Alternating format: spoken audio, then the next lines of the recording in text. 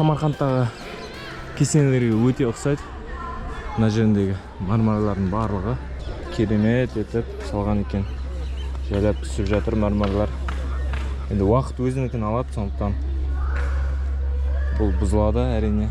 Бірақ дегенмен қараңыздаршы, қаншалықты гүлдер барлығы дұрысынан қашалып, дұрысынан жасалған.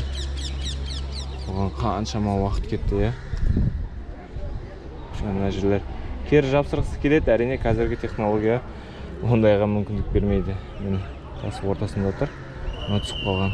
Мынаның кейбір жерлері томпайып тұр, байқайсыздар ма?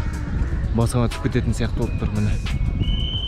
Ал екінші жағы барлығы дұрысынан тұр.